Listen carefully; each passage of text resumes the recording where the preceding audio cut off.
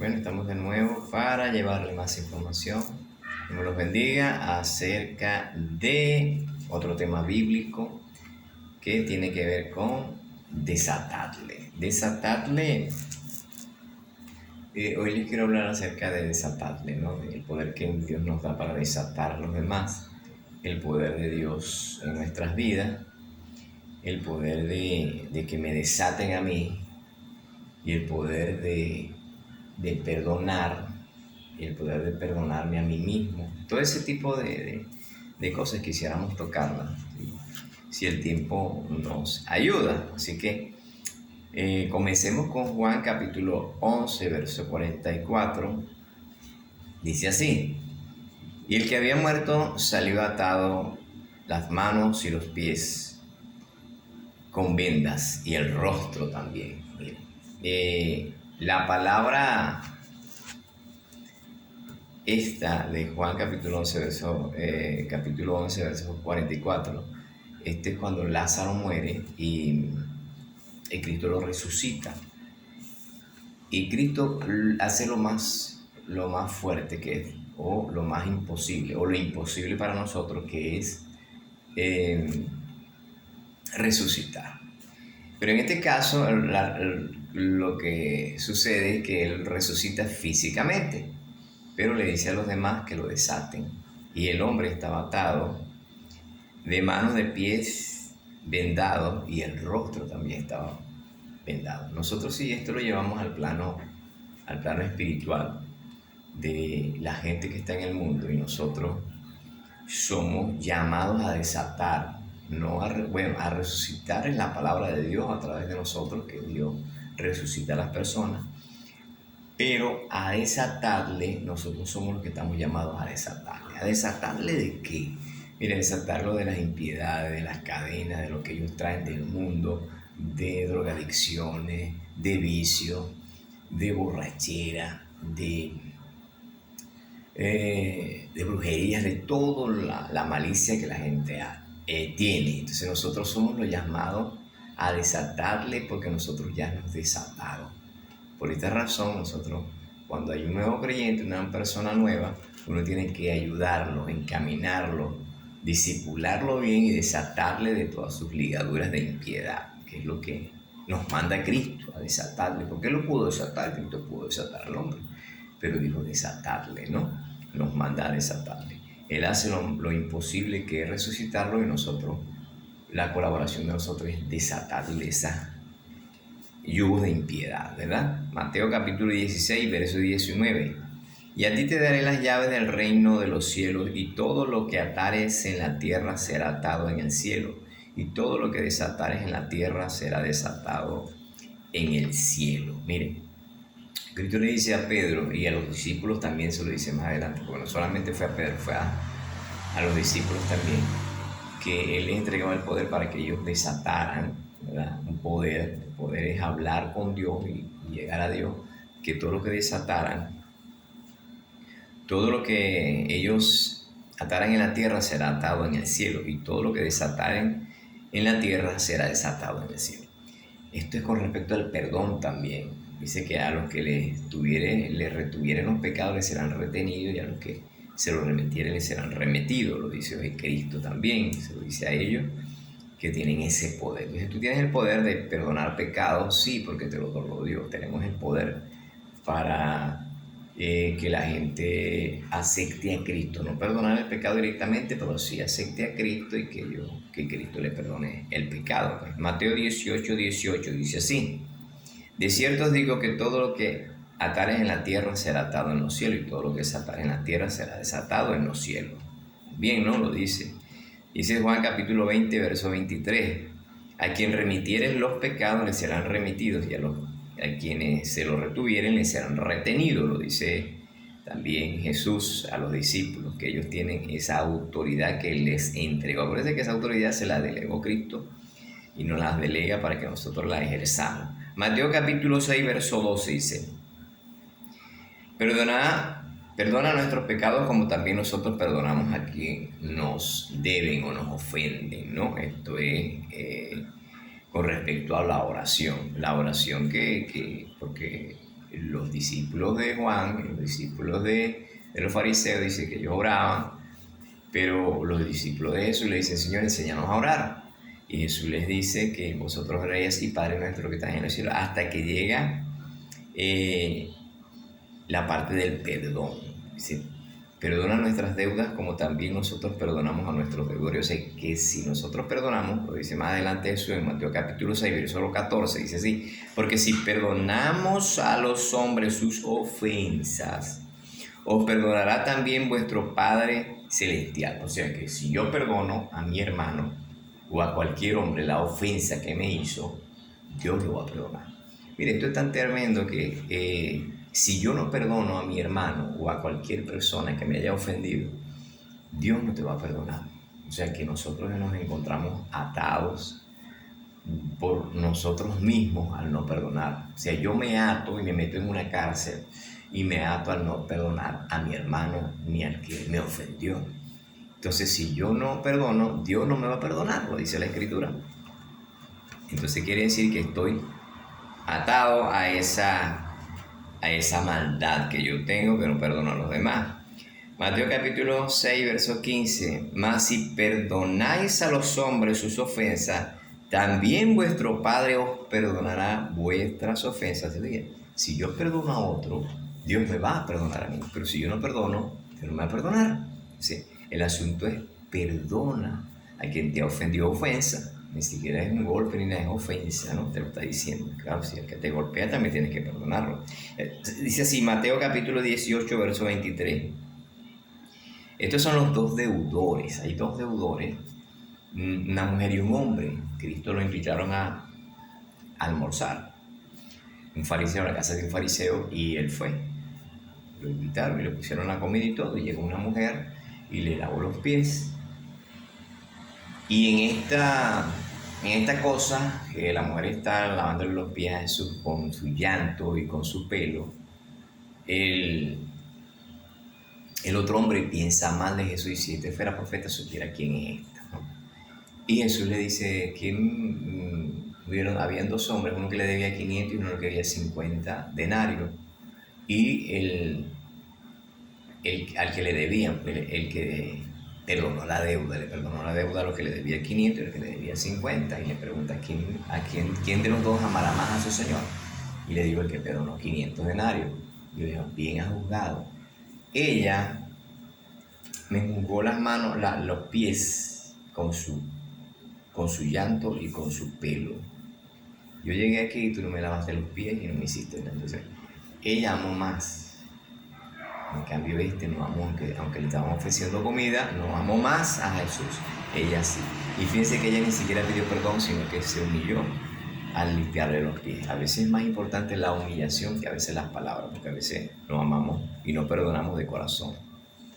Decimos Lucas 7, 42. Dice que y no teniendo ellos con qué pagar, perdonó a ambos la deuda. Di pues cuál de ellos le amará más. Ese es el mismo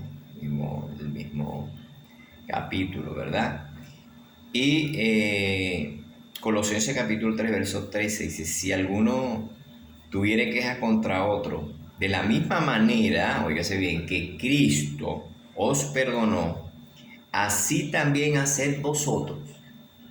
Acuérdense que Cristo estaba en la cruz del Calvario y le dice, Padre, perdónanos porque no saben lo que hacen. Y lo estaban crucificando.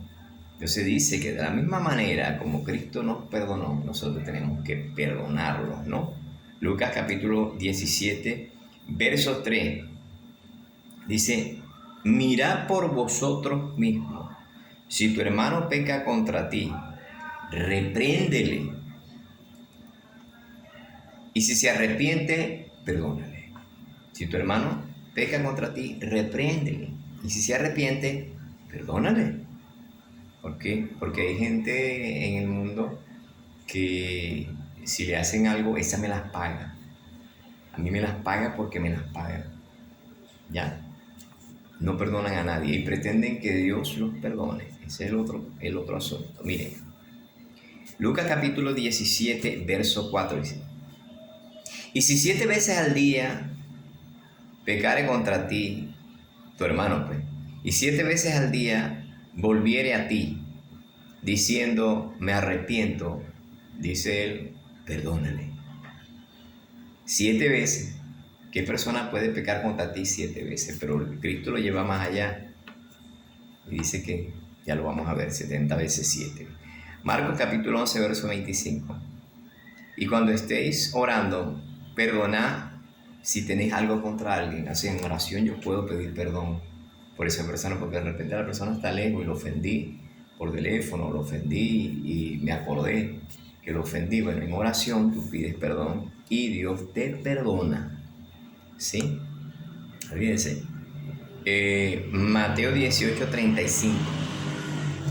Si no perdonáis de todo corazón, o sea, nosotros debemos perdonar de todo corazón, no hipócritamente, yo te perdono, y después por detrás te clavo el puñal. No, es perdonar de todo corazón. Y acuérdense que yo no veo, ni el hombre puede ver, pero Dios sí conoce tu corazón y sabe si perdonaste o no perdonaste. Efesios capítulo 4, verso 32. Perdonaos unos a otros. Nosotros tenemos que perdonarnos unos a otros. No podemos andar peleando ni discutiendo, sino debemos perdonarnos unos a otros. Primera de Juan capítulo 2, verso 1. Para que no pequéis, y si alguno hubiese pecado, abogado tenemos para con el Padre, a Jesucristo el justo. Si alguno peca, sí, abogados tenemos para con Dios Jesucristo. Eso quiere decir que tú puedes pecar, sí. No es que puedes, sino que de repente caíste o pecaste. Pero entonces tenemos un abogado que es Cristo Jesús. A él voy y le pido perdón y me perdona. Primera de Corintios capítulo 8, verso 11. Dime, mire lo que les voy a traer ahorita aquí con respecto a esto, porque hay mucha gente que hace esto y en este aspecto quería no alargarme, pero sí especificar un poquito. Mira lo que dice aquí. Primera de Corintios capítulo 8, verso 11. Y por el conocimiento tuyo se perderá el hermano débil, porque en Cristo murió. Le voy a explicar esto. Yo coloco solamente una pequeña estrofa para explicar. Resulta que este es un predicador, el que está hablando el apóstol, que es una persona que conoce de Biblia, pero que come a los ídolos, lo dice la Escritura. Te lo puede buscar y se lee todo el texto o todo el pasaje y se da cuenta de lo que está hablando. Y él come comida para los ídolos, ¿no? Pero la Escritura dice que los ídolos no son nada y que eso no le va a hacer nada al hermano, ¿verdad? Pero dice que por conciencia o por debilidad del nuevo creyente o del hermano débil, no lo haga, ¿verdad? No debe hacerlo, es lo que está aconsejando él. Porque hay mucha gente que, porque se llaman súper espirituales y que son más espirituales que los demás y que tienen más conocimiento de los demás, por eso que dice que por tu conocimiento se perderá el hermano. Entonces, queremos nosotros ser más que los demás. Sí, queremos, no, pero si se pierde ese problema de él por su debilidad. No, yo tengo que ser sabio, porque yo sé, porque es que no solamente es hoy en día no es solamente comer carne a los ídolos, hoy en día es por lo menos, por ejemplo, la cerveza, o fumarse un cigarrillo, o qué sé yo. Entonces, si un hermano, yo que soy espiritual, y un hermano, o un hermano nuevo creyente, me ve a mí fumando, me ve a mí bebiendo, ¿qué va a decir?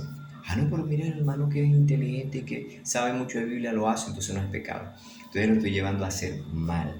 Y ve lo que dice la Escritura, ¿no? Lo que dice el débil, porque en Cristo murió, mira lo que dice, y por el conocimiento tuyo se perderá el hermano débil, porque en Cristo murió. Ve lo que dice el 12 del mismo capítulo 8, dice. De esta manera, pues, pecando contra el hermano e hiriendo su débil conciencia, contra Cristo peco. Entonces, ¿contra quién voy a pecar? Contra Cristo. Cuando yo hago estas cosas, que me creo muy espirituales, que mira qué tal, entonces, contra Cristo peco. Yo lo digo porque yo vi por ahí un predicador muy famoso, no voy a decir su nombre, que decía que él bebió cerveza y que entonces un hermano lo estaba defendiendo y el predicador, cuando habló con él, le dijo, sí, yo lo hice, yo bebo cerveza. Entonces, ese es el problema, que nos creemos más espirituales que los demás y estamos haciendo que el hermano peque. Y dice que contra Cristo pecamos. O sea que yo estoy siendo culpable. Yo no estoy mirando por mí mismo. Y por amor a mi hermano, fíjate lo que dice en el 13 del capítulo, mismo capítulo 8, verso 3, dice, por lo cual, si la comida le es a mi hermano ocasión de caer, no comeré carne. Bueno, acuérdense que este pasaje viene hablando de carne a los ídolos. No comeré carne jamás, para no poner tropiezo a mi hermano. O sea, tú lo vas a hacer ¿por qué? Por amor al hermano. Todas las cosas en Cristo se hacen por amor al hermano. Esto es, cuídate tú mismo. ¿Crees que sabes mucho? Cuídate. Mire, Primera de Timoteo capítulo 5, verso 20. Los que persistes en pecar, repréndele. Dice que tienes que reprenderle para que los demás aprendan. Mateo capítulo 12, verso 31.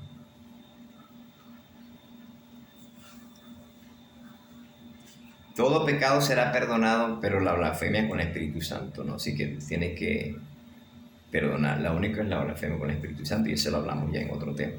Mateo 18, 21. ¿Cuántas veces, dice, cuántas veces debo perdonar a mi hermano? Mateo capítulo 18, 21.